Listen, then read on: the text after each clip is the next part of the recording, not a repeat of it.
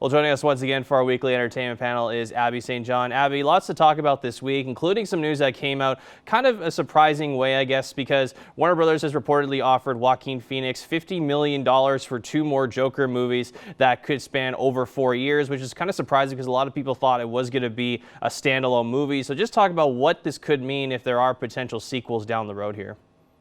Yes, yeah, he was offered $50 million, like you said, over the next 2 movies. Now, Joaquin Phoenix himself has also stated that he felt like the Joker was a standalone movie. An unnamed insider did say that Joaquin initially felt Joker was a standalone movie, but he's changed his tune now. He says he wants to play this character again despite the controversies that came with the release last year. It's still being negotiated, but the scripts are being written and Joaquin is very engaged with it. Now, going on those controversies, a lot of controversy around the violence that was in the movie, rioting, all that kind of stuff. That was a big controversy.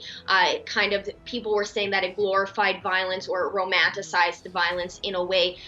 So I'm sure that's going to continue with the next 2 sequels if they want to keep the tone and the feel of the first movie, carrying that over into the second and the third one.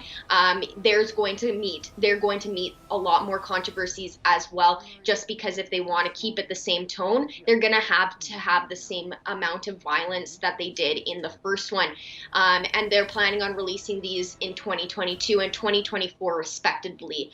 Now, they do want to keep the same team on for the 2 movies, so Todd Phillips as the director and Bradley Cooper as the producer. It should be interesting to see how that DC timeline plays out for those movies. And other things too, speaking of DC timelines, Robert Pattinson's name's been thrown around lately, of course, with Batman. Now he's back to filming that.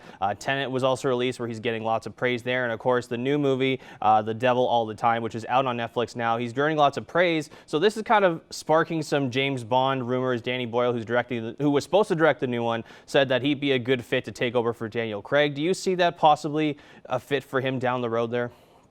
I could definitely see it. Now, nothing is set in stone. This is just being thrown into the mix. So he was tossed into the mix to replace Daniel Craig as the iconic James Bond once Craig finishes his final performance in No Time to Die. Now, after playing in Tenet, Pattinson's name really was thrown out to play James Bond. A couple betting websites, Ladbrokes and Coral, give him a 31-to-1 and 50-to-1 ratio to get this part. And both sites have agreed that his odds of getting the role will continue to improve the further he distances himself from Twilight. That's been his big upset and his biggest obstacle, I think, throughout his career over the past decade was Twilight. He can't seem to let go of that, but over the past couple of years, he's really proven how great of an actor and how wide his range is with The Lighthouse, Tenet, The Devil All the Time, and now the upcoming Batman. He's really proving that he can play different characters, and Twilight was just an upset in his career.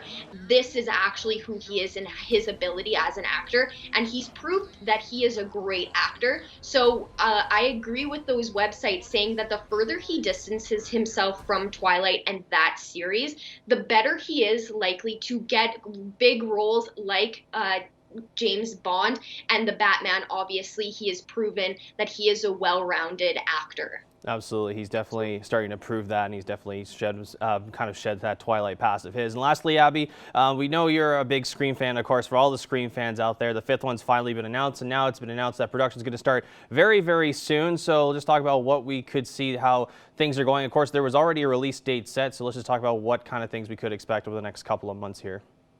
Yes, I'm very excited to see what they do. Scream, as I've mentioned, is one of my favorite slasher horror movies. So there's a few things. A lot more cast members have been added into the mix. Neve Campbell is returning as Sidney Prescott. I know when we talked about it before, it was still in negotiation, but she's coming back. David Arquette, is coming back. Courtney Cox is coming back.